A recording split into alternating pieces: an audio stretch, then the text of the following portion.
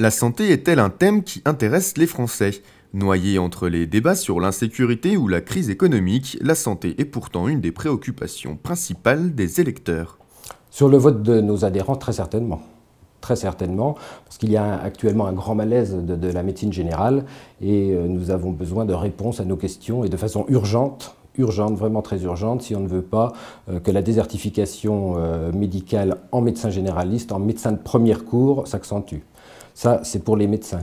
Pour la population en général, si on en croit le sondage de la Mutualité qui dit que 89% des Français mettent la santé comme une priorité pour ces élections, je crains qu'il n'y ait un décalage entre les priorités des Français et les priorités des candidats à l'élection présidentielle.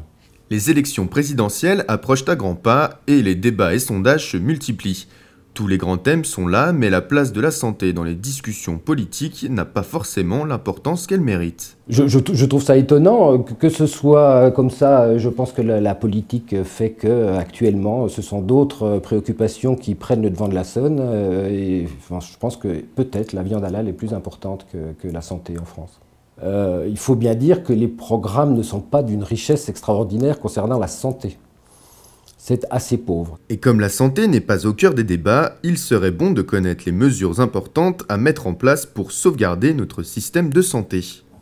Alors la première, qui est très très importante, c'est favoriser l'accès de tous les Français à la médecine de premier recours. Pour favoriser l'accès des Français à la médecine de premier recours, il faut un parcours de soins organisé autour du médecin généraliste, en tiers payant, en tarif opposable. Le premier recours, c'est moi. Le premier recours, c'est le médecin généraliste. C'est le médecin généraliste de quartier, de campagne, celui qui fait des gardes, celui qui se déplace la nuit, celui qui vous reçoit en premier recours. 95% des médecins généralistes sont des médecins généralistes de premier recours en tarif opposable à 23 € la consultation.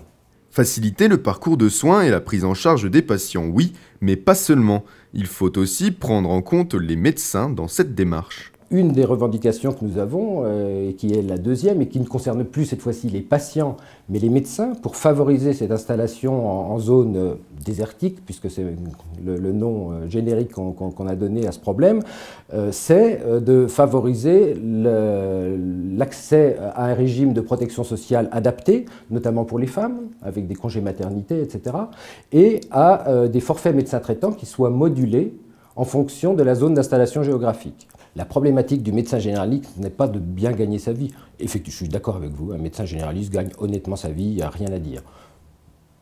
En mettant le bémol qu'un médecin généraliste travaille en moyenne 57 heures par semaine. Bon, c'est-à-dire que ramené au tarif horaire, ça fait quand même déjà un revenu qui est un petit peu moindre. Mais ce n'est pas ça que demandent les médecins généralistes, ce n'est pas plus d'argent pour eux. C'est de l'argent pour fonctionner de façon moderne, c'est-à-dire pouvoir se débarrasser des tâches de secrétariat, notamment. Mon bureau est à peu près rangé aujourd'hui, mais vous constateriez que moi qui suis un médecin généraliste en exercice solitaire, je n'ai pas les moyens financiers de m'offrir, entre guillemets, une secrétaire. Parce que sinon je rogne pour le coup sur mes revenus personnels d'une façon trop importante. Donc si on veut que les jeunes médecins puissent s'installer, il faut qu'ils aient l'esprit libre pour faire de la médecine et pas pour faire de la paperasse. Donc il faut de l'argent pour qu'ils aient une infrastructure autour de leur exercice qui leur permette effectivement de faire de la médecine et pas de faire autre chose que de la médecine. Une réaction? Un témoignage? Commentez ce reportage sur dijonsanté.fr.